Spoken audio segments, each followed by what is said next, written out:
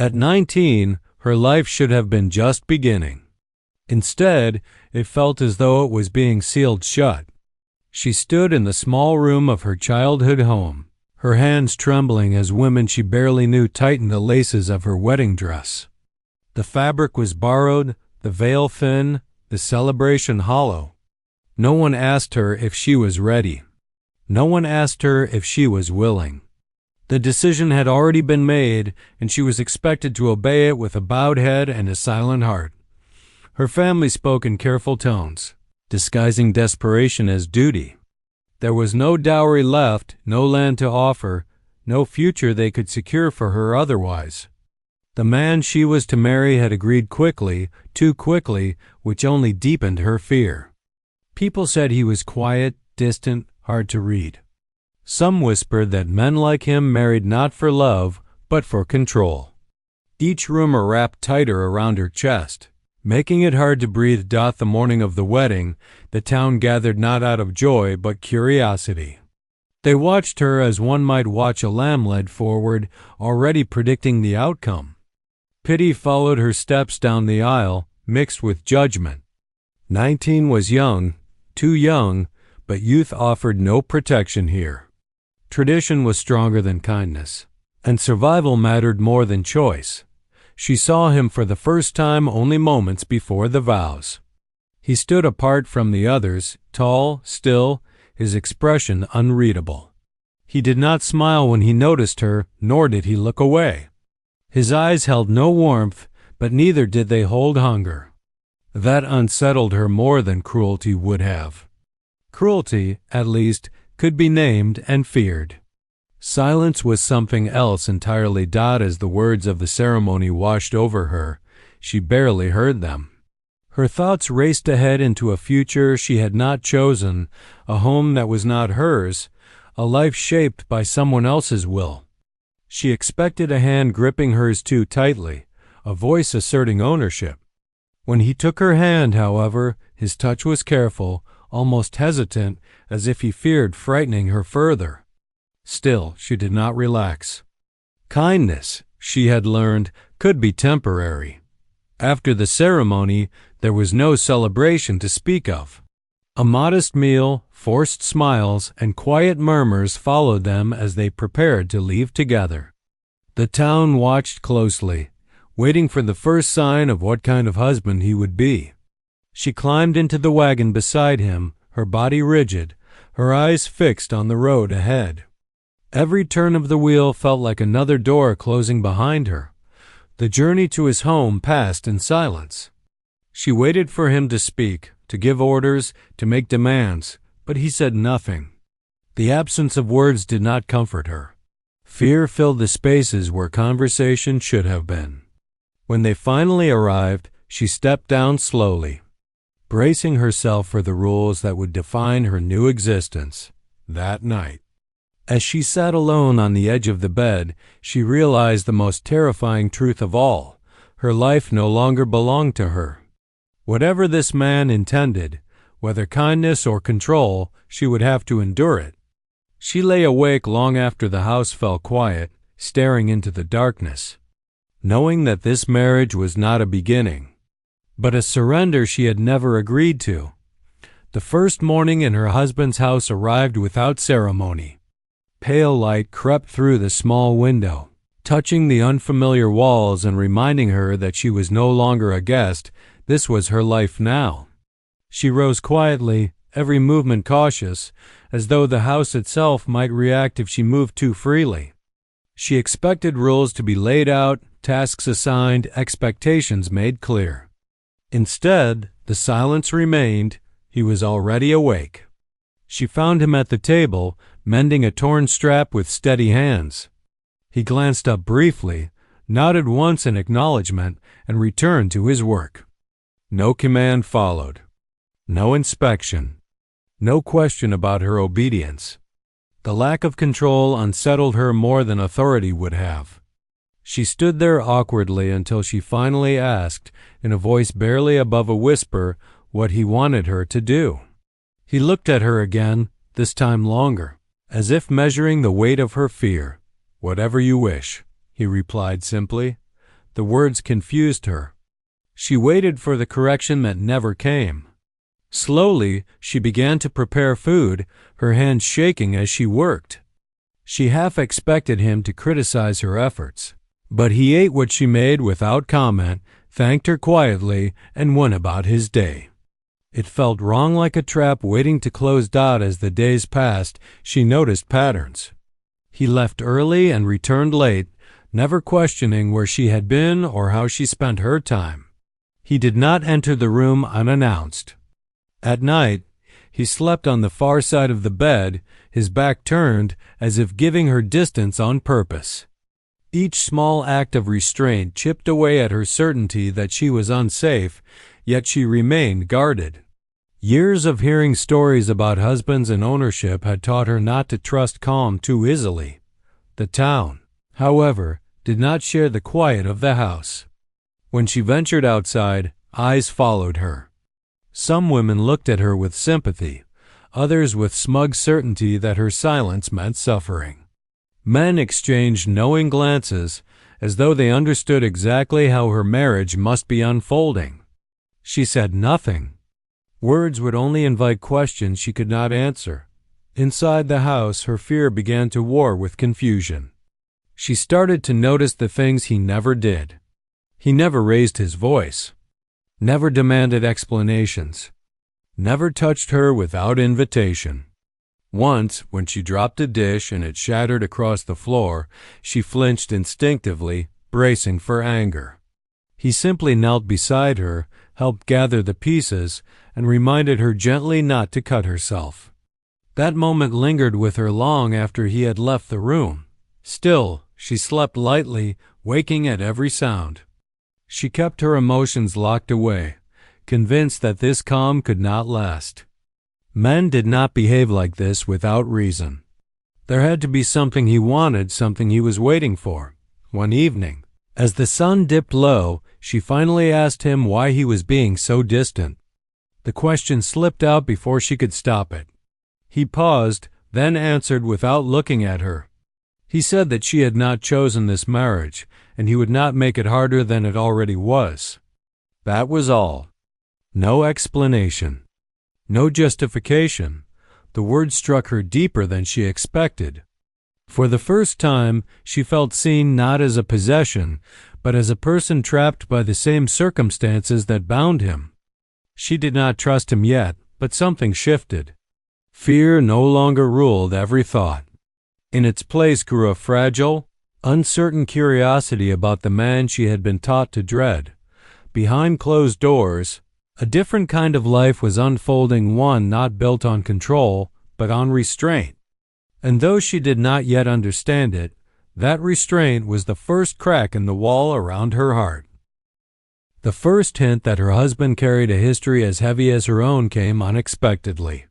She noticed it in the way he sometimes went still when he thought he was alone, his shoulders tightening as though bracing for a blow that never came. At other times, his gaze drifted to the horizon and lingered there, distant and burdened.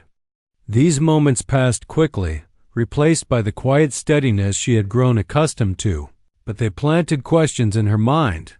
She learned pieces of his past not from him, but from the town. Whispers followed her when she visited the market. Some spoke of loss, others of disgrace. They said he had once been respected, even admired, until a single event had changed everything. No one agreed on the details, only on the conclusion. He had been judged and found wanting. That knowledge stirred something in her recognition. She, too, knew what it meant to have her future decided by the opinions of others. One afternoon, a storm rolled in without warning, trapping them indoors. The house, usually quiet but tolerable, felt suddenly too small. As thunder cracked overhead, she noticed his hands trembling slightly as he secured the shutters. The strong, controlled man she knew faltered for just a moment. Before she could stop herself, she asked if he was all right. He hesitated, then slowly nodded. Though the answer rang hollow, it was the storm that finally loosened his silence. He told her about the life he had lived before, about promises made and broken, about a family he had lost to illness and misfortune. He spoke of how quickly respect could turn into suspicion, how one failure could erase years of effort. When he finished, the room felt heavier, as though his words had settled into the walls. He did not ask for sympathy, nor did he look at her while he spoke. He told his story as if it were a burden he had long accepted and no longer expected anyone to share. She listened without interrupting, her heart aching in ways she did not expect. This was not the story of a cruel man, but of one who had been stripped of choice just as she had. She began to understand his restraint, his careful distance. He was not withholding himself out of indifference, but out of fear of causing harm, of repeating mistakes, of being judged again. In the days that followed, something shifted between them. The air felt less guarded. She found herself speaking more freely, sharing small details of her own life, dreams she had once had, the future she had imagined before it was taken from her. He listened with the same quiet attention she had given him, never interrupting, never dismissing her words. Their conversations remained simple, but beneath them grew an unspoken understanding. Trust did not arrive all at once. It crept in slowly, carried by consistency. When he said he would return by nightfall, he did. When he promised to fix the broken step, he did so the next morning. These small acts formed a pattern she could rely on. The fear that had once tightened her chest began to loosen its grip. One evening, as they sat together in companionable silence, she realized something startling. She no longer counted the days since her wedding as a measure of survival. Instead, she found herself measuring moments, quiet meals, shared glances, the calm that settled over the house at dusk. The man she had feared was no longer a stranger, but neither was he yet her husband in the way others define the word. They were two people bound by circumstance, learning to stand beside each other rather than apart. And in the shadow of his past, she began to see the shape of a future that might not be, ruled by fear after all. She had almost forgotten about the idea of a wedding gift. In her mind, the wedding itself had been a transaction, not a celebration, and gifts belonged to happier stories. Weeks had passed since the ceremony, weeks filled with quiet routines and cautious trust. Life had settled into something steady, almost peaceful. That was why the moment caught her so completely off guard. It began as an ordinary morning. The sun rose pale and cool, and she was folding laundry when he appeared in the doorway, his expression unreadable as ever. He asked her to come with him. There was no urgency in his voice, but something about his tone made her heart quicken. Old fears stirred, reminding her how easily calm could turn into uncertainty. She followed him outside, pulling her shawl tighter around her shoulders. They walked toward the edge of the property, past fields she had come to know but never questioned. At a small clearing, he stopped. A simple wooden table stood there, and on it lay a stack of papers weighed down by a stone. He gestured for her to sit. Confusion clouded her thoughts as he took a breath, as if steadying himself for something difficult. "This is your wedding gift," he said quietly. She stared at him, unsure if she had heard correctly. Wedding gift. The words felt out of place, almost unreal. He slid the papers toward her and explained what they were. The land beneath her feet, the house behind them, the income it produced, all of it had been placed in her name. Not borrowed. Not conditional. Hers. For a long moment, she could not speak. The world seemed to tilt, the ground suddenly unfamiliar. Ownership meant security. It meant freedom. It meant that she was no longer trapped by marriage or circumstance. If she chose to leave, she could. If she chose to stay, it would be by her own will. The realization struck her with such force that her hands began to shake. She looked up at him, searching his face for explanation. He told her he had done it before the wedding, that it had been his condition for agreeing to the marriage. He would not take a wife who had no choice. He would not become the kind of man the town already believed him to be. This was his way of making things right, even if no one else ever understood it. The shock did not remain private for long. News traveled quickly in a town built on gossip. By evening, whispers had turned into stunned silence. People who had pitied her now stared with disbelief. The same voices that had dismissed him as cold and unfeeling now scrambled to reshape their opinions. Some praised him openly, others accused him of deception, unable to accept that such generosity could exist without hidden motives. She watched it all from a distance, feeling oddly detached. The town's judgment no longer held the power it once had. For the first time in her life, she had something of her own, something no one could take away. The fear that had defined her since the wedding loosened its final grip. That night, she confronted him again, needing to hear the truth from his own mouth. She asked why he would give up so much. He answered simply that freedom was the only gift worth giving. He had lost his own once and would not steal hers to ease his loneliness. As she lay awake later, the weight of the day pressed gently against her thoughts. The gift had changed everything, but not in the way the town believed. It had not bound her to him. It had released her. And in that release, something unexpected began to grow: a sense of gratitude, respect, and a feeling far more dangerous than fear. For the first time, she realized she was no longer enduring her marriage. She was choosing to remain in it. The days following the wedding gift were unlike anything she had imagined. What had been a life defined by fear and obligation began to transform into one where choice and agency guided her actions. The gift was not merely a legal transfer of property or wealth, it was a symbol, a turning point, a declaration that her husband respected her autonomy.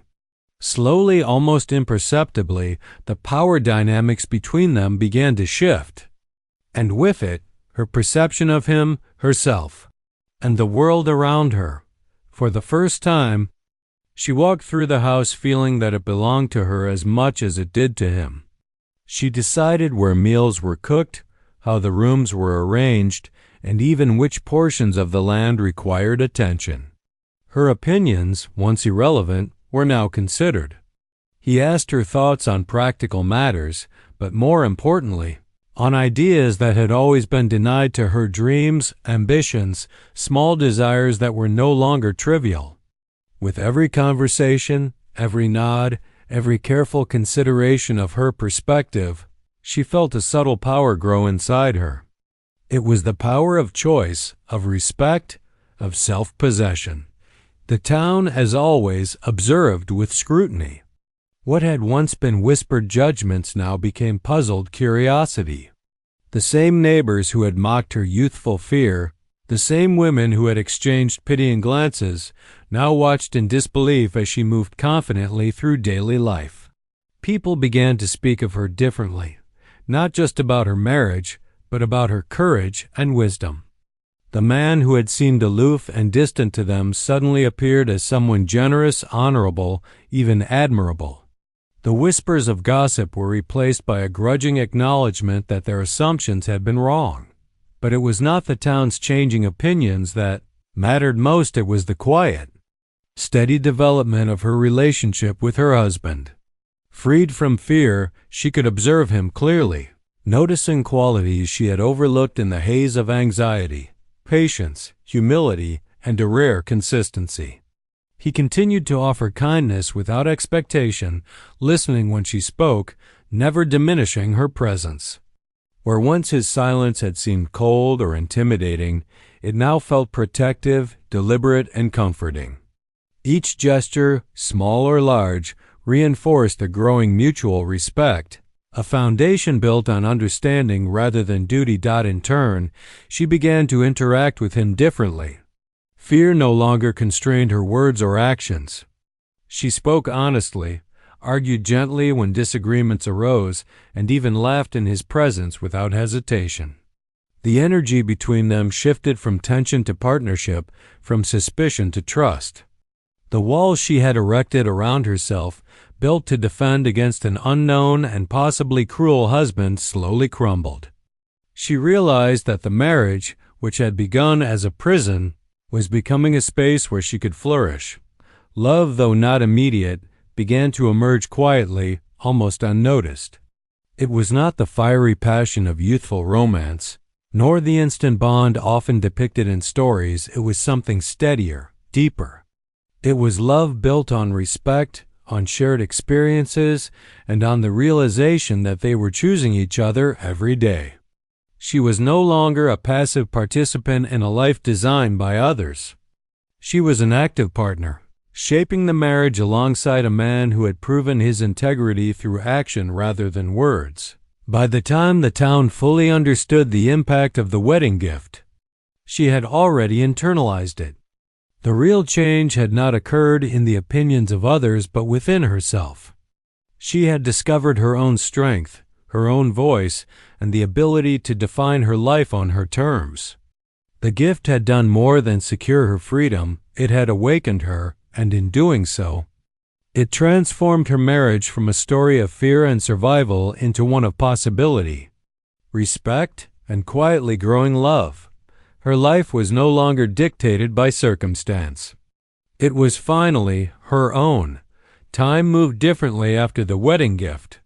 Where once days had been weighed down by fear, each moment now carried a quiet anticipation, a sense of possibility. She walked through the house, tended the land, and spoke her mind with a freedom she had never known. Yet, even amid this new independence, there was an unspoken truth growing between her and her husband. Their bond had shifted from reluctant coexistence to genuine connection. What had begun as a marriage imposed upon her life now had the potential to become a partnership chosen by both hearts. The town remained fascinated, their curiosity intensifying as rumors of the gift spread. People whispered about her newfound confidence, the way she carried herself with quiet authority, and how she no longer seemed afraid of her husband. Those same neighbors who had once pitied her now looked on with envy and admiration. But her attention had long since turned inward. The approval or judgment of the town no longer defined her. What mattered was the respect she had earned for herself and the choices she was now free to make. The most profound realization came gradually in small, almost imperceptible moments. One evening, they sat together on the porch, watching the sun dip behind the hills. He offered her a cup of tea, and she accepted, smiling in a way that startled her own reflection in the dim light. No words were needed. They understood each other through silence, gestures, and mutual regard. She realized that the gift he had given her, the legal transfer of land, the tangible proof of freedom, was only a symbol. The true gift was the choice he had handed back to her. He had never sought to control her, only to create the conditions for her to stand on her own. That realization settled into her heart like a warm fire after a long winter. With the power of choice came love, not the impulsive passion of youth, but the deeper, steadier kind that grows from trust, respect, and shared experience. She chose to remain with him, not out of obligation or fear, but out of a recognition of his integrity and care. Each day they spent together strengthened that bond, transforming the marriage from a transaction into a partnership. The man she had once feared was now someone she admired, relied upon, and quietly loved. In return, he trusted her as an equal, never asking her to sacrifice her will for his comfort. The transformation extended beyond their home. As they moved confidently through life together, the town slowly came to understand the depth of what had occurred. People who had mocked, pitied, or judged them were forced to reconsider their assumptions. Some expressed envy, others humility, realizing that true strength lies not in dominance but in generosity and respect. Yet the couple paid little attention to the changing perceptions of outsiders. Their focus was inward, cultivating a life built on trust, choice, and the freedom to love on their own terms. By the time the seasons shifted, She recognized the full scope of the gift's impact. It had liberated her from fear, empowered her to claim her own life, and most unexpectedly allowed her heart to open. She understood that what truly changed everything was not the land, not the property, not the token of generosity. It was the principle behind it. He had given her freedom, and with it, he had inspired her to give herself fully, without hesitation or doubt. In the quiet aftermath, standing together on the porch of the home that was both theirs, she realized that the story of a forced marriage had become something else entirely. It had become a story of choice, trust, and love. The town might tell their tale one way, but she knew the truth. The marriage had transformed because both of them chose to honor the freedom and dignity of the other. That choice, the conscious decision to see, respect, and protect one another, was what had changed everything. And for the first time in her life, she felt the exhilarating certainty that her life, at last, was her own.